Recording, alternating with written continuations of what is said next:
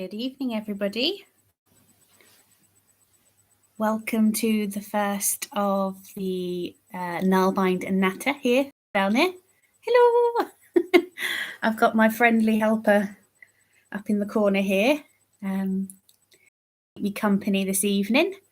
I thought I'd come up onto YouTube now that I can go live and just go hello and introduce myself to all my lovely new subscribers here. I've got 333 of you very kindly following the antics that I get up to with my Nalbinding and heritage crafts and such. So I thought now would be a really good opportunity to figure out how the live stream works here and see if it's a good platform for discussing Nalbinding, taking questions and answers, and generally meeting new people. So yeah, thought we'd give it a whiz. Hence the video this evening. So yeah, feel free to go and grab yourself a cup of tea or a coffee. It's called Nalbind and Natter, so it's very informal, it's very relaxed. I can do a bit of a Q&A when people arrive and such. And yeah, just going to be here having a talk with people about Nalbinding, really. Because I imagine, as with a lot of other crafters, crafting can be quite a solitary pursuit. So if you do it at home, obviously if you've got family and a husband or a wife or a partner, they'll be bimbling around whilst you're sitting there crafting away doing things. But for those of you like me who live by yourself, busying away, making bits and pieces throughout the day, it's quite nice to be able to meet other like-minded people as a craftsperson and, see what other people are getting up to with their various projects and such as well. So that's what this live stream is all about, really. So whilst waiting for people to join the live stream, and obviously people are going to find this live stream on my Nidavellnir channel after it's aired as well, which is good. So you can watch it at any point throughout whilst you're on YouTube, which is good. It'll be saved there.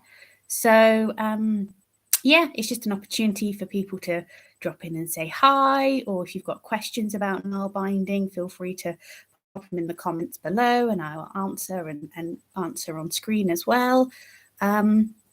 Also, if any of you have got any projects that you'd like any guidance with, give me a message about that. More than happy to help too.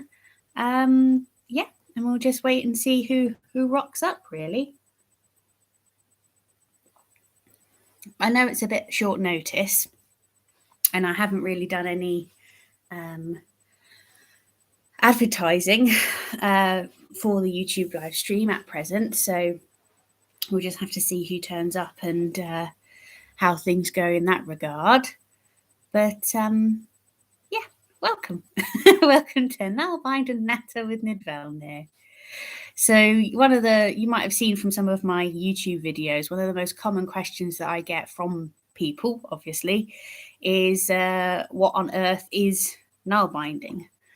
So that's going to be the first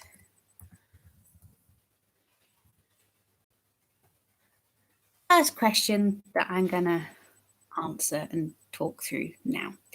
So Nalbinding is one of many names that is used to describe a ancient historical way of making items using different types of fibers.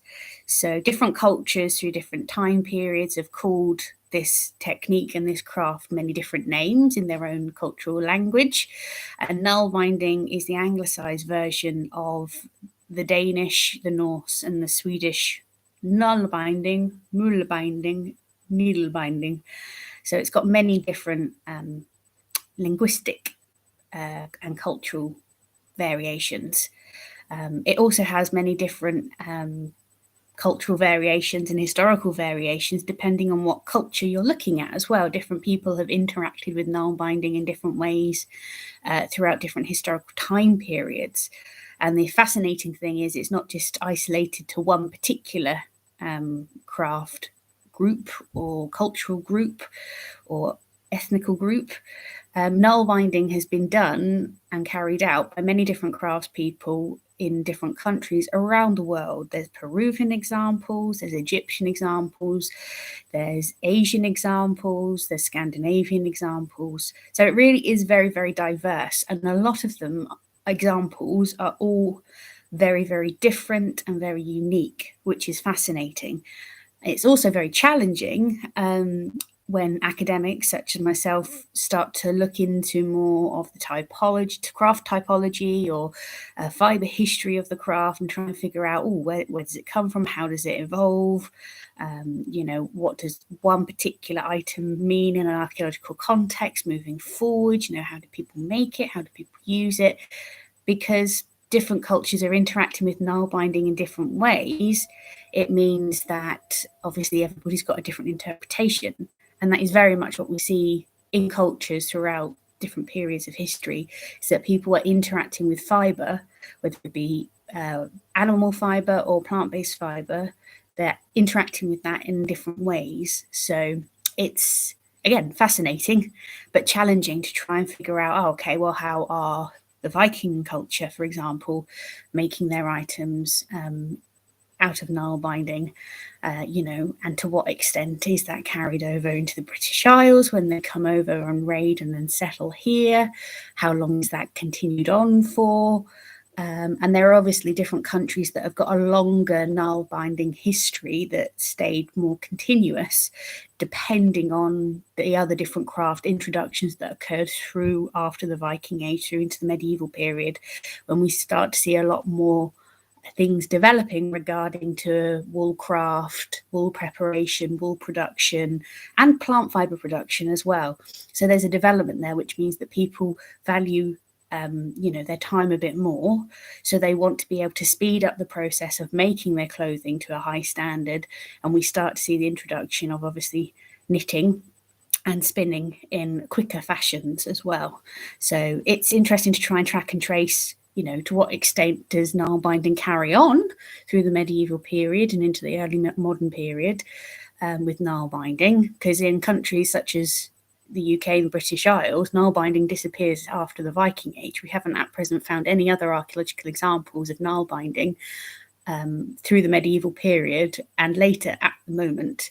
Whereas if we look at a country such as Sweden, they have a wonderfully rich Nalbinding history and fiber history that goes all the way from the Viking period and earlier through into the 14th, 15th century, through into the 17th, 18th century, and through into the 19th and 20th and 21st century too.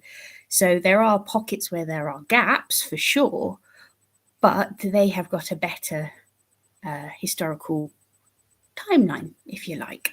So Sweden is used a lot when it comes to archaeological examples of Nalbinding and specialists that are very highly skilled in Nalbinding as a craft.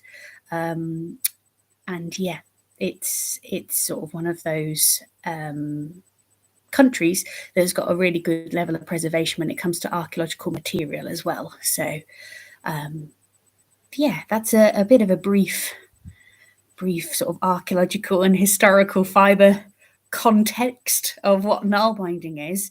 But practically, Nalbinding involves, let's get some show and tell going, shall we? Nalbinding involves literally using one single needle. This is all we use, one single needle. Nalbinding needles can be flat in profile or they can be rounded, but they all tend to be about 3.5 inches in length, and they taper to various thicknesses of points at one end and also varying thicknesses of points at the other end. And you have different thicknesses of Nalbinding needle depending on what you're making. So for example, this is kind of a standard Nalbinding needle, if you like.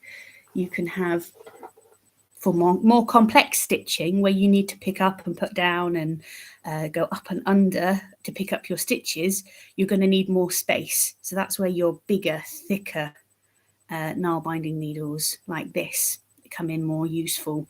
And you see a lot of these Nalbinding needles being used in a lot of the Finnish and Russian stitches that get used through into the medieval period. obviously because they are speeding up the technique by using this as a tool, but they're also creating like double thickness textiles as well because of the climates that they're living in as well. So that's an evolution there, really, if you like.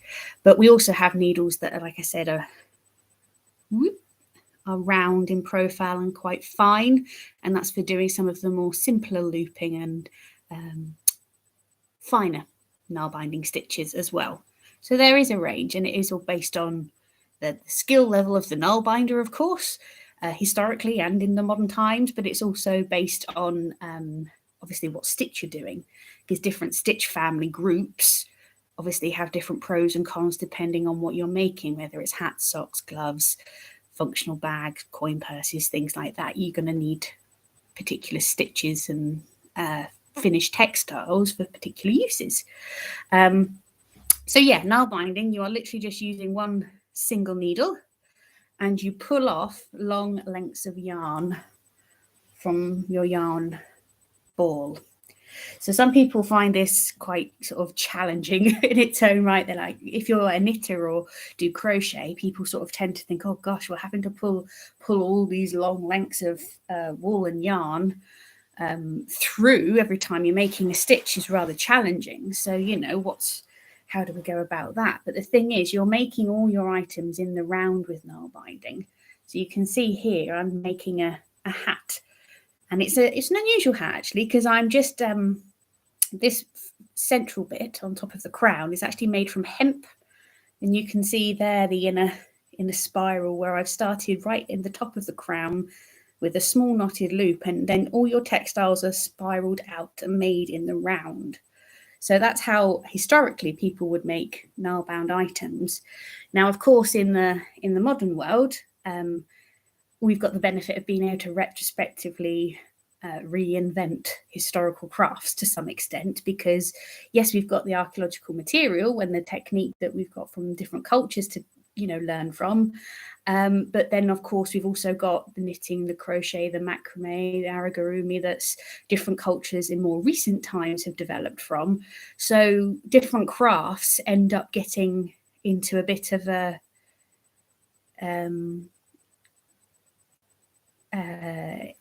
kerfuffle. Oh, sorry, I've just been distracted because I've had a first message come through. It's good to see you, but the 480p screen is a bit blurry. Good to know. See, that's handy having somebody here. Means I can try and figure out how we do this a bit better. Let's have a look. Bear with me. I'm going to see if I have any options to upgrade. Oh, don't think so. You might be able to, if it's 480, you might be able to go to the little tab at the bottom here and see if it lets you boost the stream. So yeah, try that, give that a go. If not, message me in the comments below a little bit. I can't raise the quality. Oh, okay, that's good to know. Thank you for that. Yeah, sorry it's so blurry, but hopefully you can all hear me a bit. Like I say, this is the first episode of this adventure into podcast land, talking about nail binding. So I'm using my laptop at present, and it's just trying to figure out where all the different bits and bobs are and how it all sets up. But yeah, I won't really be doing too much in terms of demonstrations this evening. It's more of a chit-chat session. So if people have got any questions about nail binding, historical, practical, you're doing projects that you want to troubleshoot on, now's a really good opportunity. But yeah, I was just talking a bit about what nail binding is from an archaeological and cultural background, and yeah, then just showing you the way that you start making your item. So this hat is actually made in the York stitch, so it's quite stiff. But I've made this hat, or started to make, it's the top part here is actually made out of hemp. So I've gone for a plant fibre top, and then I've gone for a really fine 2-ply British spun wool yarn for around the sides of the hat and around the ears to give it a bit more comfort. So this is going to be more of a summer hat. It's got a little bit more aeration in the top of the hat, so let your head breathe a bit. But yeah, your null binding, as I was explaining, thanks so much for that.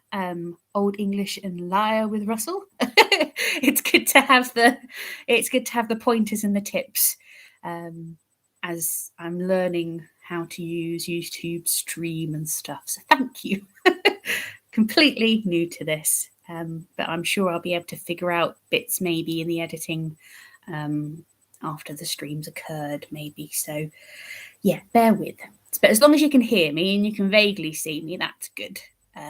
Because a lot of the time what I find is people go onto my Etsy shop or they go onto my social media, and my Viking nickname through historical reenactment and everything is Bruni, because of my red hair. Fire is the Old Norse word for fire, Bruni. So yeah, a lot of people will know me in the heritage reenactment scene as Bruni, and when they start to see, oh, Emma Boast, what's she doing with Nidavellnir Nalbinding, and that, it takes some people a couple of moments to put 2 and 2 together and sort of figure out where all my links are and everything on Etsy and Facebook and Instagram as well, and on academia and such. But I've put my Linktree actually down in the bottom in the comments in the description. So yeah, if you're interested in following up on more bits and pieces of what I do with my null binding adventures, please feel free to go and have a look and have a like. I've very kindly already got 2 likes this evening, so thank you very much, and 2 people watching. So thank you. It's nice to know that I've been going for 17 minutes or so, and people are about on YouTube in the ether, in the virtual ether. That's really cool. So yeah, I was just briefly explaining about null binding and how it's literally all about doing 1 stitch at a time. And the York stitch that I'm doing at the moment, you put 1 loop onto your thumb and you use your thumb as a heddle basically to go up and down to be able to get your stitch up and under, and that creates different depths of textiles and different densities of textiles as well, like what I was talking about before, with certain stitches benefiting up more purposes than others. So like the York stitch comes from the Coppergate sock that was found here in York. I'm based in York, UK, and yes, the York stitch is from a Viking Age sock, fragment of a Viking Age sock that was found during the Anglo-Scandinavian settlement period here in York. The sock dates to around 975 AD. It was found in the backyard of a Viking house, and it was actually found in a rubbish pit along with other bits and pieces. And it did have holes in it, but it did have evidence of repair. So it had been used very, very well, and it had been repaired to within 1 inch of its life. But at some point, obviously, it just got discarded out with the rest of the rubbish. So, like I say, there's only 1 of them, however, so they must have thought that the other sock was good enough to keep, and maybe they made another one to be its friend. But this particular sock is very finely made, and the York stitches are very fine, like these ones here, actually. And you know, you can pull the stitches really tight with the sock making process, and you get really good shaping, and that's where you get a lot of your support and your comfort for your Viking Age socks, which is obviously really helpful when you're wearing historical turn shoes back then as well. So yeah, we're really lucky here in York to have the UK's only surviving example of null binding, and it is the Viking Age Coppergate sock, which is held at the Jorvik Viking Museum here in York, which is really cool. So yeah, if you get an opportunity to come and visit, please do. But yeah, on that note, like I said right at the beginning, do feel free to grab yourself a coffee. Yeah, you don't have to watch my face. You can pop me on a podcast kind of and listen to me as we waffle along. But yeah, it's a good opportunity to meet people. I've got 3 likes now. That's nice. Thank you. That's very kind. And see how all of this live streaming McGubbins works. So if Old English and Liar with Russell, if you are still about, how do you know about null binding? Do you null bind yourself? are you in the historical reenactment group? The other individual that's watching, if you'd like to introduce yourself in the comments, it'd be nice to talk to you, nice to meet you as well. But yeah, I mean, recently when it comes to Nalbinding this year, I've kind of decided that I'm going to, I mean, I know with COVID and everything, last year everybody was having to do as much as they could virtually anyway, and that was very much the case with what I was having to do with Nidavellnir. It's sort of offering the digital download of the Nalbinding for Beginners book so people could access it at home if they wanted to learn. I've been obviously doing more YouTube videos and popping them up. I've been doing little Instagram reels as well, just to show my processes and show the kind of finishes that you can get with Nalbinding as well.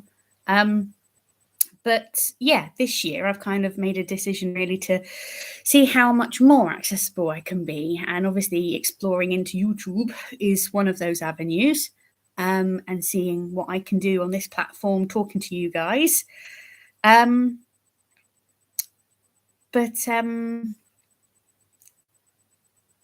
Sorry, I distracted. I always stop talking when I'm reading comments. I have met you before at the York Viking Market. I don't know what it does. Peruvian. I do remember you. I do remember you both briefly. Yes, I have you in my mind. So thank you. Thank you for joining. Good evening. Gosh, yeah, the Viking Market. Normally, obviously, I would be trading at the Jorvik Viking Festival Market in February, but sadly due to one thing and another it's been postponed till May this year. So they're in the Viking Centre are in the process of reorganising that festival for May time, which will be quite nice, and I hope, in the sense that the weather may be a bit better.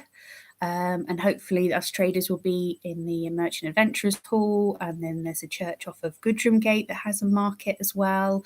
There's going to be some Vikings in an encampment in the middle of the city, hopefully. So, fingers crossed that everything continues to be hopeful and positive moving forward. Because as a heritage crafter, I've now had 2 years where I haven't been able to trade actively at the Jorvik Viking Festival, which is a bit of a pain, really, to be perfectly honest, because normally, obviously, at the beginning of the year with the Viking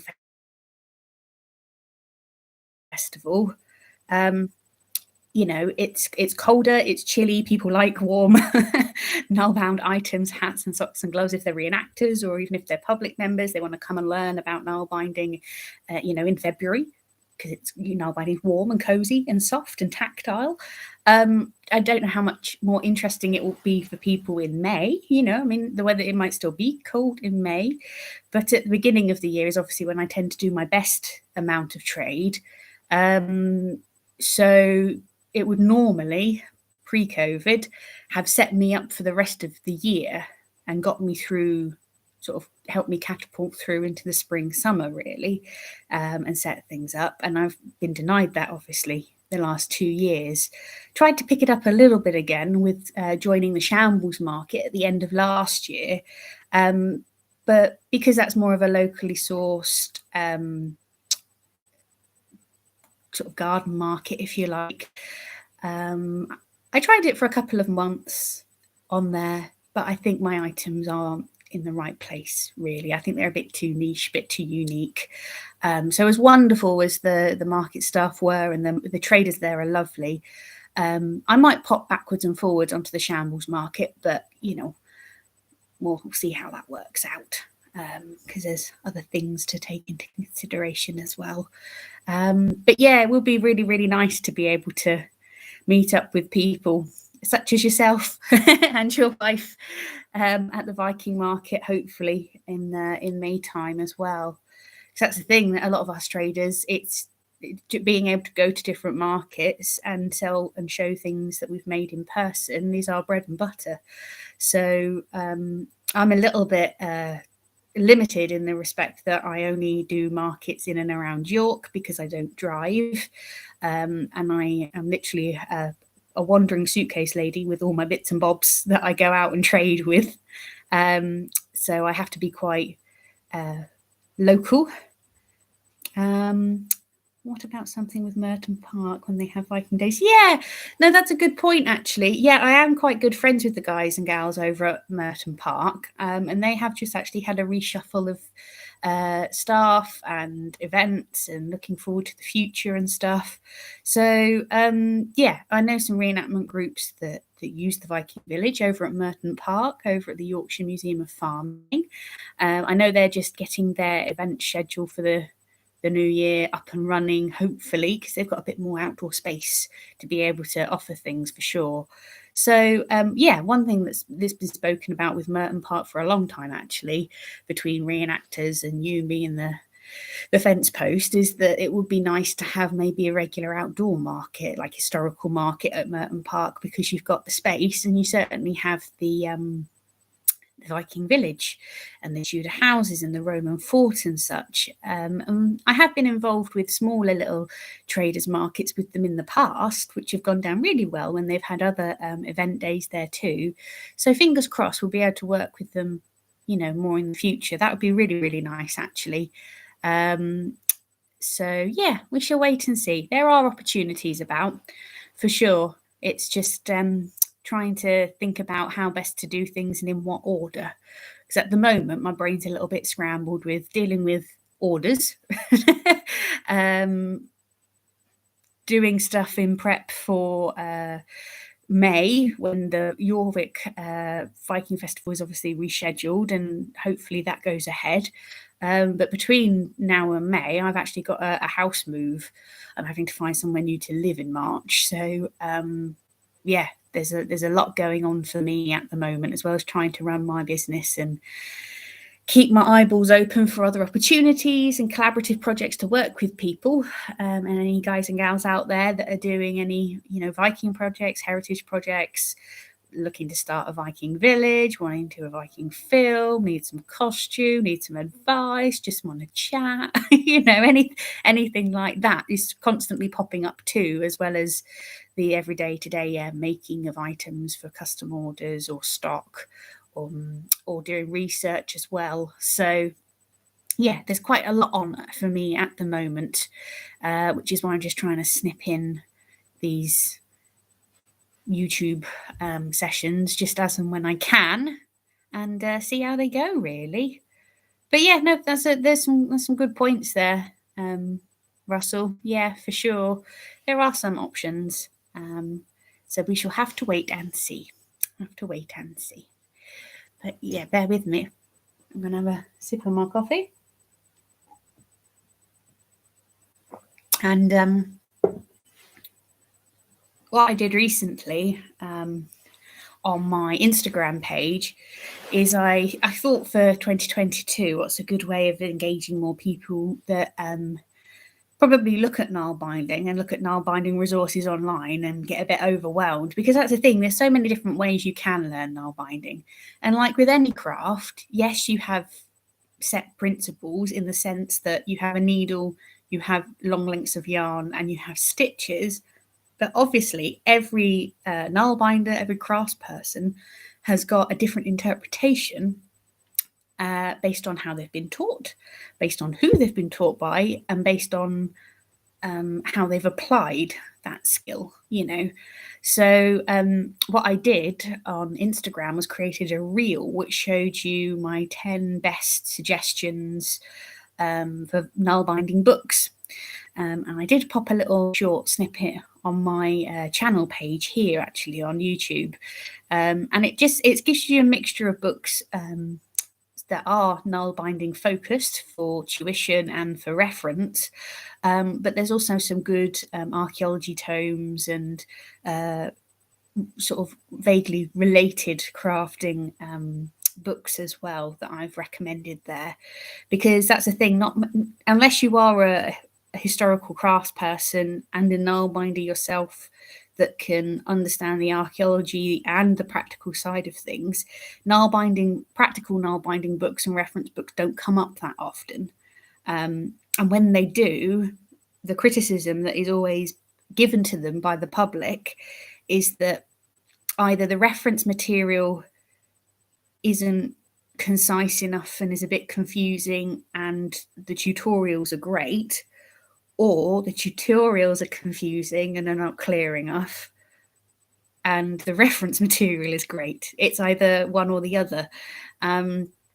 And what heritage crafters have tended to do with teaching Nalbinding in the past is tried to lump everything into one altogether, which is great that they're trying for sure. And yeah, that's definitely how you would teach this particular heritage craft. But trying to separate out the bare foundations of Nalbinding and being able to demonstrate that and teach that simply and confidently to people and give other people the confidence that they're doing it right has been the challenge, which is why I created the Nalbinding for Beginners book. Ta-da! Just like magic, it appears. So, yeah, lots of people have purchased the Nalbinding for Beginners book by me. This is all self-published. You can have a look at this online at any book retailer. It's on Etsy, it's on World of Books, it's on Amazon, I believe. There's 38 pages of a tutorial in there on teaching you how to Nalbind as an introduction. And yeah, I created that book as a resource mainly to be able to give people confidence and access the craft in a really unique way, because, you know, everybody looks at Nalbinding and goes, oh my goodness, that's very complicated. What on earth are you doing with that wool and that needle?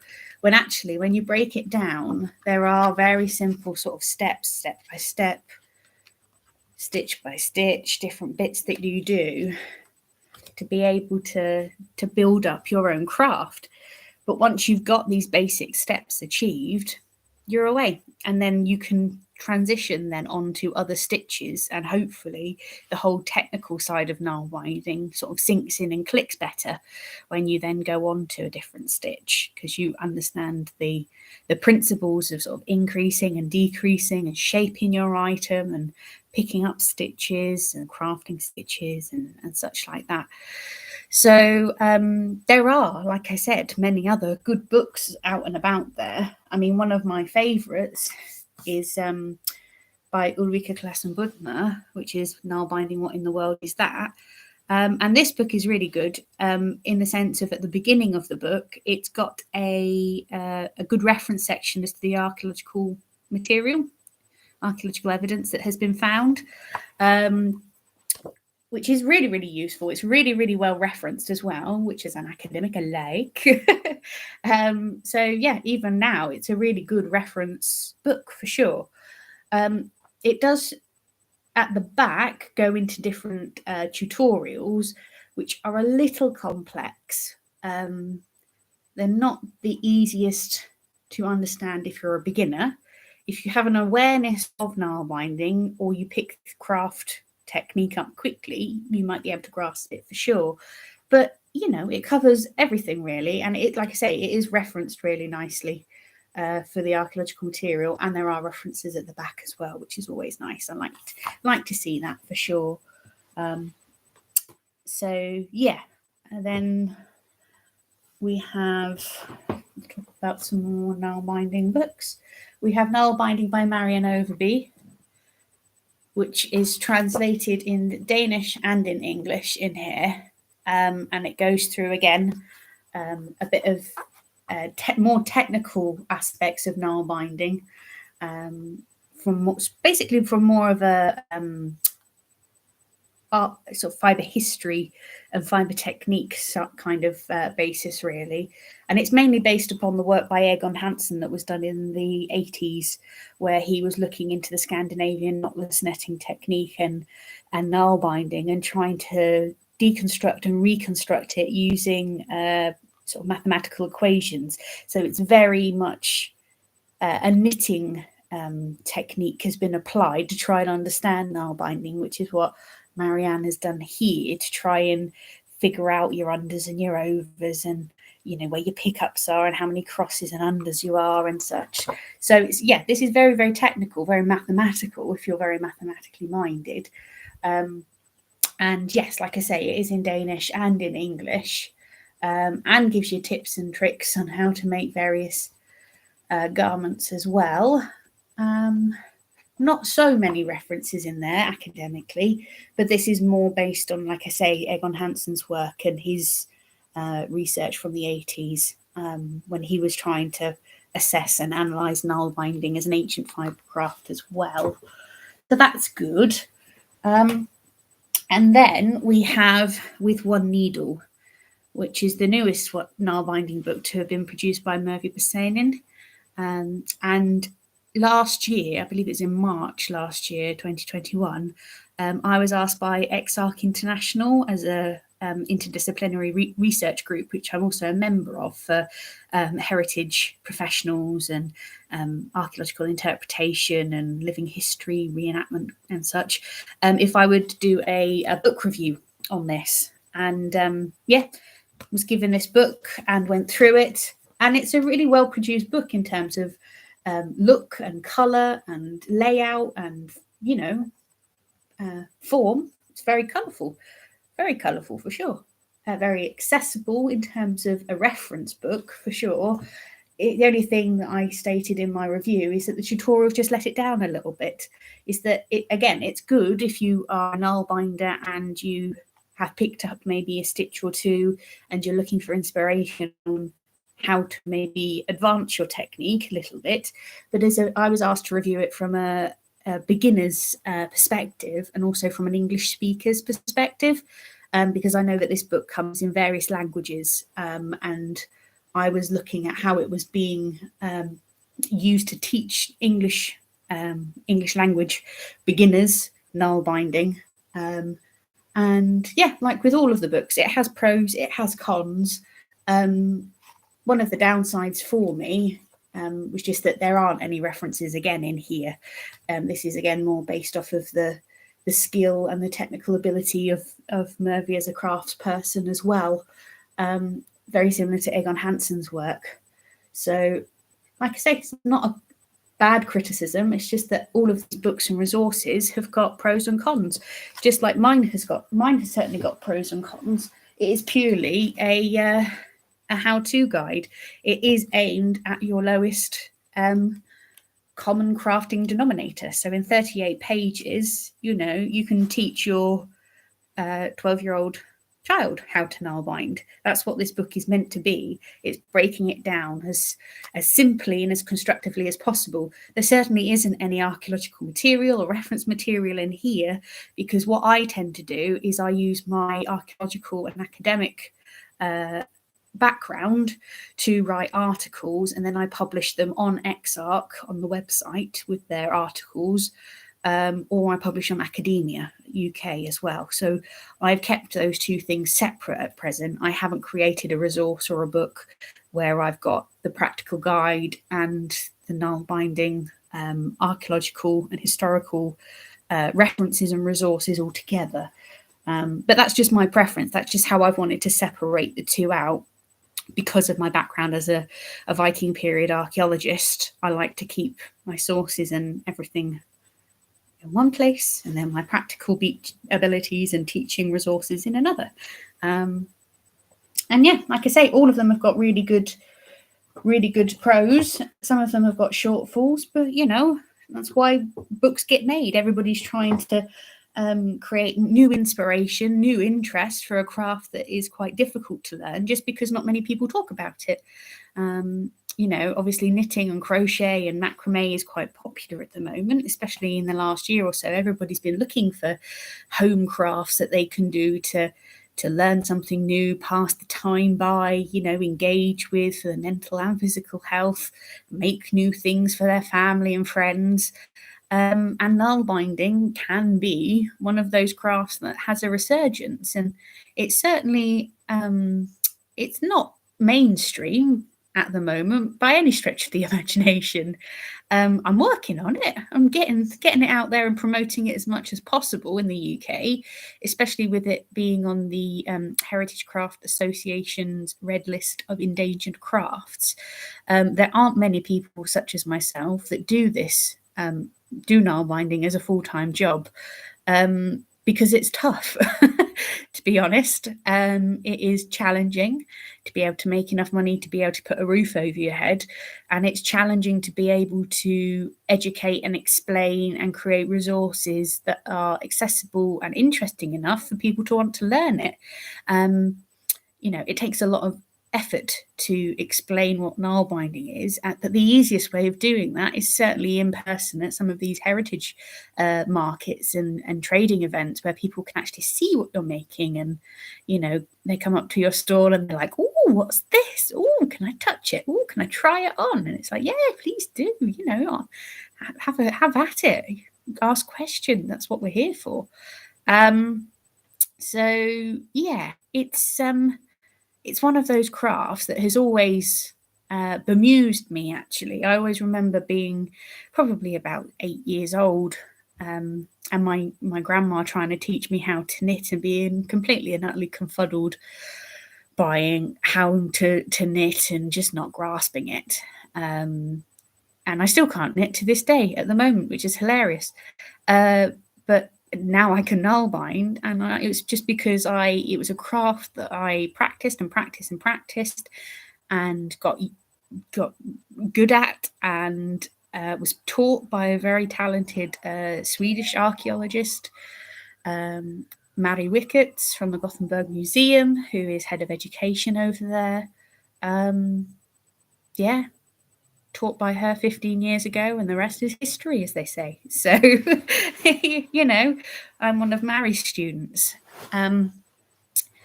But yeah, Nalbinding is meant to be accessible to everybody, just like any other craft. And that's what I'm trying to do more than anything. I did try to do some Nalbinding workshops. Well, last year I was given the opportunity of going into a social enterprise here in York called Fabrication. That's a sort of a social cooperative where makers can rent a space in a shop, and you do hours in there to be able to help staff the shop, and commission is taken on your products that sell and such. So it was good for the time being. That sort of came to an end at the beginning of November, sadly. But throughout the early autumn months, I was able to do some Nalbinding workshops there, which was really nice, doing one-to-one sessions, because there was a classroom above the shop, which was very handy. So yeah, the students that I had doing those workshops were really, really good. By the end of the 2 hours, they'd absolutely smashed it. They've got it, they were all excited and accessing Nalbinding in a completely different and new and exciting way. One lady was a modern and contemporary fibre artist, and was excited and fascinated about how she was going to use Nalbinding to create different textures in her own modern fibre artwork. Another lady was a historical reenactor, and had done and seen it done at various events in the past, and was a spinner, so had lots of wool, and was like, "Oh, what else can I do with my wool?" And yeah, she picked it up really good. I think we got through several stitches, actually. We went from the beginner simple looping all the way through to the York stitch in the 2 hours, which was really, really good. She progressed really, really quickly. And then the third lady was completely and utterly new to Nalbinding. She'd just seen the advert for the workshop. She was really curious, really interested in it as a craft, and wanted to come along and see what it was all about. And yeah, by the end of the workshop, she was like, "Where do I get more wool?" I think we'd made a bit of an addict out of her. But yeah, those workshops went really, really well, and I have those in a format now. So hopefully moving forward, I'll be able to find a venue to be able to do more Nalbinding workshops here in York. That would be really nice. But that's the thing with me moving in March. What I'm hoping to do is find somewhere, hopefully, that has got enough space where I can teach from home, which would be good, to be able to have a space where I can invite single students to come and have tuition at my property would be great. So yeah, we'll just have to see how that turns out. I see what's feasible. I mean, I know that there are other sort of events and groups of artists and crafters in York that are trying to get events up and running again, moving forward into the summer and spring months. So hopefully there'll be some more opportunities to meet people and trade and try and find a space there as well. But yeah, Nalbinding is what I do. That's my full-time job now for my sins. After 5 years in commercial archaeology and then 5 years previous to that in museum education. Yeah, something a bit of a sidestep to what I'm traditionally trained as, which is an archaeologist. So there you go. But yeah, it's just mainly about me getting organised really with Nidavellnir and trying to figure out a good way of attacking the various bits and bobs that I need to do. So yeah, we shall see how that goes. Well, I can see very kindly we've had 2 people constantly listening to me waffle for 45 minutes, which I'm very thankful for. Thank you guys for for sticking around, even if you've just got my voice on the kitchen work side as you're bimbling around doing other things. That's gratefully appreciated. And thank you, Russell, for chatting in the comments as well. That's been great. But yeah, Nalbinding, one of those fibre crafts that's just not spoken about very often, really. And that's what I'm hoping to do, is just continuously keep promoting it and safeguarding it really as well. Because the reason that I helped write the listing for it to get listed as endangered with the Heritage Craft Association was because I think there are, I mean, I'm the only purely Nalbinding specialist in the UK at the moment that literally just does Nalbinding as a main source of income. I mean, yes, I can do a bit of costuming as well, but it is mainly Nalbinding. There are other heritage crafters that do Nalbinding and tablet braiding and costuming and other textile works as well within their own small business. But yeah, there's not a great deal of us. It's always been kept more as a hobbyist craft, really, which is great. I mean, as long as people are giving it a go, you know, and keep it, passing it down to people and engaging with it, that's the main thing. But like I say, the Heritage Craft Association, with it being scheduled as an endangered craft, is mainly about looking at how many professional craftsmen are making a living from this craft. And I think there's probably only 2 or 3 of us, really, in the UK that are Nalbinding our eyeballs out on a regular basis. So yeah, it's a time-consuming craft. I mean, a hat, a simple beanie type hat, like the one, just have a swig of coffee, like the one I was making, I showed you earlier, simple beanie type hat like this. From beginning to end, it takes me 72 hours. And that's me being quick. So, you know, if I'm spinning the yarn as well, which I have ventured into adventures of using my spinning wheel. So I am looking to be spinning more rare breed British wool, which would be nice. I've already spun up some Manx Lockton yarn, which flew out the window last summer, which was great. So I need to spin up some more of that. I've got some boree sitting outside in the shed, which I really need to card and comb and get that into some kind of cloud-like shape to be able to spin, because that would be really nice to see what that comes up like as well. I lost my train of thought, what I was saying. Oh, about hats. Yeah, and time limits and stuff. Yeah, it all takes, obviously, we can't charge by the hour as heritage crafters. We have to kind of charge a flat rate, or we charge, if people are wanting custom items, we have to charge like a set fee, which helps to encompass our time and the materials used and such. So, yeah, it's a challenging balance. But, you know, it's the lifestyle I've chosen. So we'll give it a whiz, see what happens. I have got other projects sort of flitting around in the background as well. But like with many things, when you're self-employed and you run your own business, it's very much a case of you've cast your net out and with COVID and the world and people getting their confidence back again. It's just waiting to see what comes back as to when things are going to kick up again, and when people can get back in touch and be like, oh yeah, you know that project we spoke about, let's do that now. So yeah, it's a watch this space kind of moment. But yeah, fingers crossed. Fingers crossed. Let's have a look. We are on 50 minutes. Wow, it's gone really quick. That's what happens, I guess, when you're sitting here waffling into the ether. I hope the two of you are all doing all right.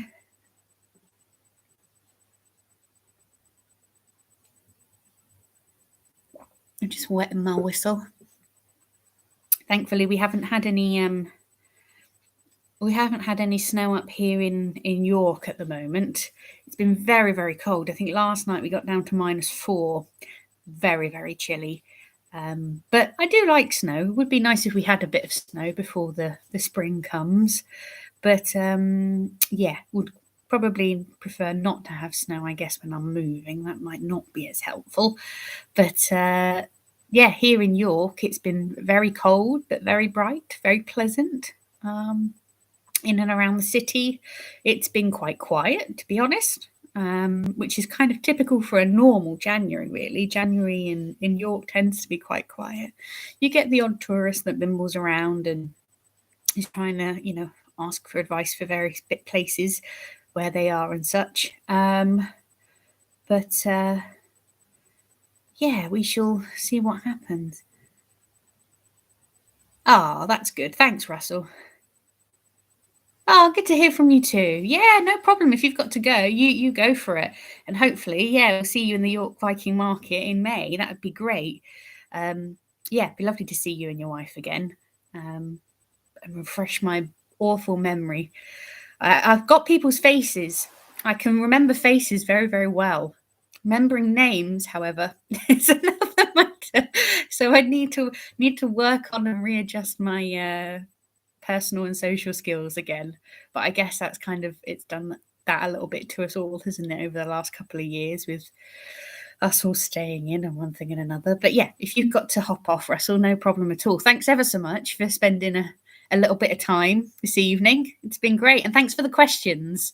And thanks for the heads up about the 480 stream as well. I will have a look into that. But yeah, as long as people can vaguely see me and sort of hear me, that's great. As like a first episode into Nalbind and Natter, that's awesome. So yeah, have a good evening, Russ. Thanks. See you later.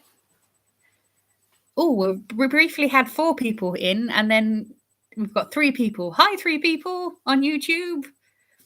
If you're new to Nidavellnir Nalbinding, hi, I'm Bruni, or Emma is my actual name. Bruni is my Viking nickname. And this evening, it's just a Nalbind Natter and an introduction about Nalbinding, really.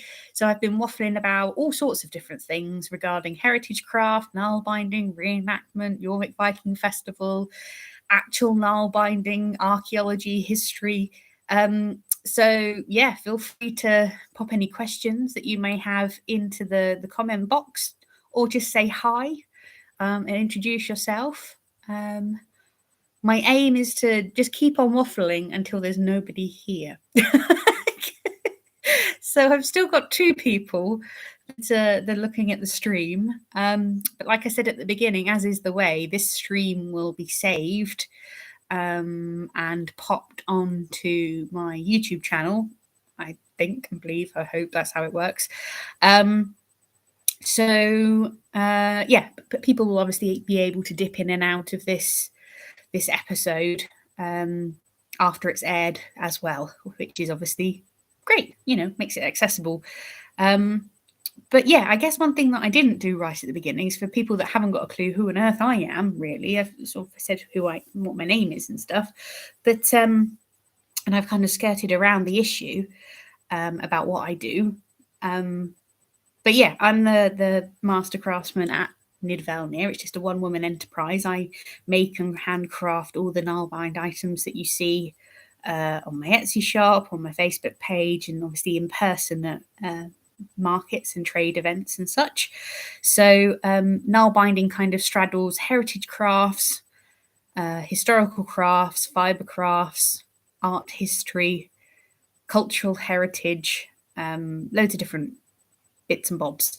But it's all very tactile. It's all very wearable. All the items that I make are either hats, socks, gloves, bags, practically wearable items, mainly for historical reenactment. But I have a lot of customers that just want a unique, warm, historically inspired hat as well, rather than having a modern traditional beanie type hat. They want something a bit different. They want something more unique, more them, more characterful, that's going to last a good long while.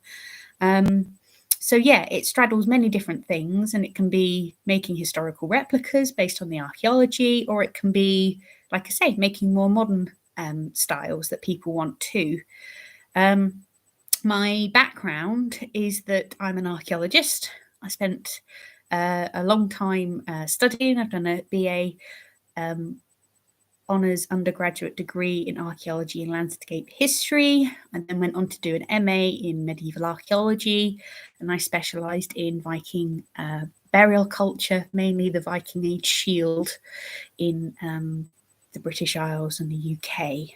Was my master's thesis, and that was mainly looking at it as a physical object, a craft object, and then also looking at it within Viking Age society, its use and its symbolism as well. So that's my academic background. I've also worked for 15 odd years in the heritage reenactment scene, working for different heritage museums, working independently as a heritage interpreter, doing interpretation for exhibits and education, events and such. And when I was working at the Jorvik Viking Centre, I also jumped over into their commercial archaeology division for 5 years, and was a commercial archaeologist, safeguarding and protecting and excavating all of York's history and heritage and archaeology around the city, which was fascinating. Very, very interesting job. And then due to COVID, decided to come out of commercial archaeology and focus on doing heritage crafting as my main source of income and as a full-time job. I mean, I started Nidavellnir as a side hustle in 2013, whilst I had a full-time job, whilst I was working. And it was mainly just because I was making so many Null-bound items. It was like, well, my family are fed up of receiving gloves and hats, and so are my friends. So, people seem to like what I make and how I make them. So I took the plunge in 2013 to set up my Etsy shop online, and it's been there ever since, really. And it's just been a case of slowly each year building on it, and having enough stock, showing people what I do, making custom orders. And also, employing my background in archaeology and heritage to be able to do research and create resources to be able to teach people this endangered heritage craft as well. So yeah, quite broad, quite specific, but mostly all Viking. Even though I've got a good background and understanding of British history and landscape history as well, it's definitely very much a Viking specialist that you're looking at here, with the Nalbinding thrown in as well. So yeah, I'm hoping to be able to write a couple more articles and papers regarding Nalbinding. I've got a couple in the wings that I need to finish off, actually. So yeah, hopefully in the next couple of months I'll be able to get those over to the appropriate platforms to get those published. So yeah, that's a bit about me, really, as an archaeologist and heritage craft specialist. So we have one person watching now. Got 5 likes though, so that's really nice. It's nice, as long as there's one person that has been around, I'm quite happy. There's nothing more disheartening than talking into a void. Thankfully, touch wood, even with the Facebook live streams that I've done and the Instagram live streams and stuff that I've done in the past, I've never been talking into the void by myself. to nobody for any longer than like a couple of minutes, which has been really kind. I mean, I know people get notifications when certain people go live. Obviously, if you've subscribed, you normally get a notification to say, oh, they're live, they're talking about stuff. But yeah, it's really nice that people pop in and pop out and just go, hi, keep going. That's really cool. But yeah, Nalbind and Natter. Nalbind and Natter is hopefully going to be I don't know whether to do, no, I don't know whether I'll be able to do it as a weekly thing, but maybe a monthly thing. Maybe once a month I can hop on here and do a Nalbind and Natter session. So what I'll probably do from this session, obviously I'll be able to tell people that I've been waffling and be like, oh, this is what I've been doing this evening. I've been talking to the void, but I haven't. I've been talking to Russell. Russell's given some really good comments, and I'm sure when this gets saved and uploaded to my channel, I'm sure people will watch this and comment and have questions underneath as well, which would be really, really nice. So yeah, even if you're watching this after this is live streamed, please do feel free to pop down any comments or questions that you have down in the comments box, and I'll get back to you regarding those. But yeah, I think maybe I'll try to do once a month an Nalbind and Natter episode. And obviously, if you are following me on Facebook or on Instagram or on YouTube, please let me know in advance if you want me to talk about anything in particular, or if you yourself are having challenges or troubles with your own Nalbinding and you want some guidance. Obviously, that now is a great opportunity to do that. So I do have another sort of remote teaching group, which is my Nalbinding with Nidavellnir group on Facebook as well. And that's used to help troubleshoot for people that are Nalbinding and they're maybe not too sure about like forming the stitches, or aren't too sure whether they're doing it correctly, or whether they're not too sure whether they're creating the right shape for the item that they're after, or the best way to go about it. So yeah, that's what that group is for. But if you want to message me privately as well and be like, send me a photo and say, oh, I've made this, does it look right? Am I doing it right, or am I doing it wrong, or what's your advice? I'm more than happy to give advice. That's what I'm here for.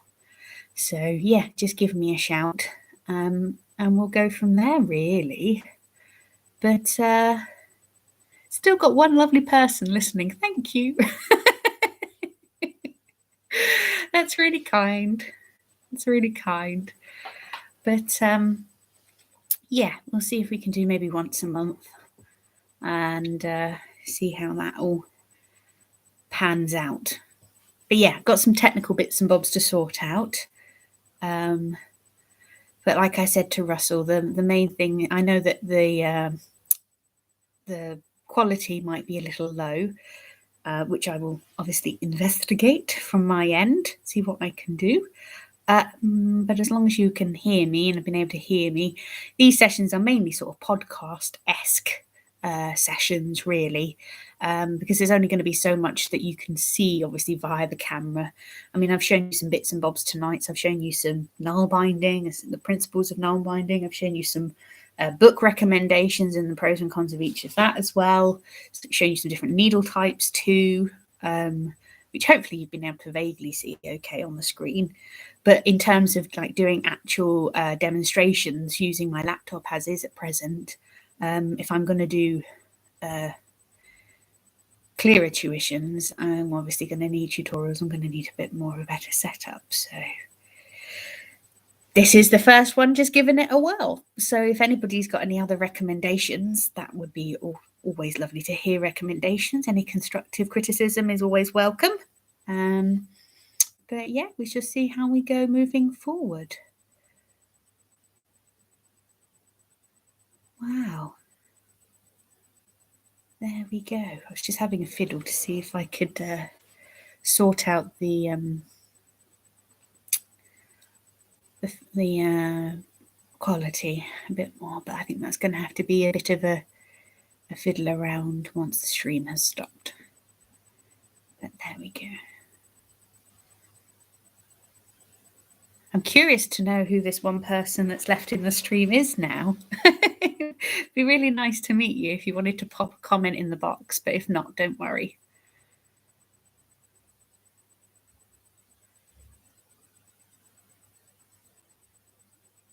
It'd be nice to know if you are a Nalbinder yourself, or you're a reenactor, if you're a knitter, or you're just curious. What's this crazy woman doing, waffling on about Nalbinding? But if not, not to worry.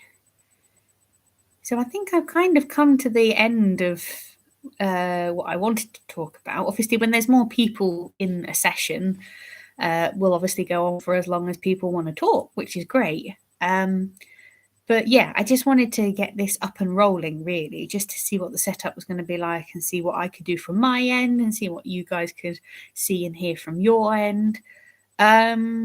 We've had a bit of a informative chat. I hope you found it interesting. Some of the things I was talking about and answering some of Russell's questions. So yeah, I think we might stop the live stream now. I've been going for just over an hour, so that's not too bad for a first crack, I don't think. And yeah, I'll have a rethink about how to share and make this a little bit easier for everybody to see.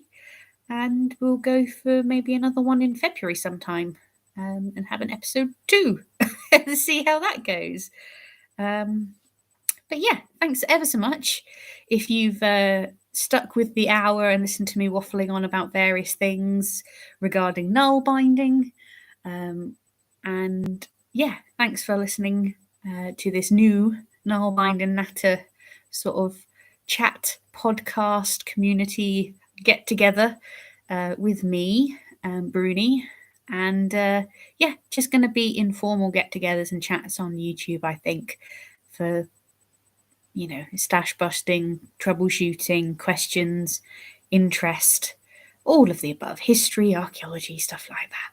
So yeah, if you've enjoyed this, please feel free to like. 5 people who have already very kindly liked my ramblings already, which is very kind. And yeah, if you're interested in learning more, of course, subscribe. And obviously, like with many things on the world of the internet today, the more you like and share and subscribe and support various different people on various different platforms, obviously we get more opportunities and perks to engage with you further. So, you know, I started this live stream with 333 subscribers, which in itself is lovely. It's only been in the last couple of years, actually, well, since COVID, that I decided to start uploading more to YouTube. So yeah, trying to put at least a video up a month, as and when I can. So just trying to see how it works, and if it works, and go from there, really, guys. So yeah, on that note, thank you ever so much for the person that's hung around all of this time. It's been very kind of you. Thank you for spending an hour of your time with me this evening. Thank you to you, Russell, again, for swinging by. Thank you to anybody else who bopped in and bopped out and liked. Very kind indeed. And yeah, like I say, any feedback, comments, just pop them in the comments box below, and I'll get back to you. And hopefully we'll be doing this Nalbind and Natter session again in February, which is not too far off. So stay safe, stay warm, and keep on Nalbinding wherever you are, guys. Bye for now.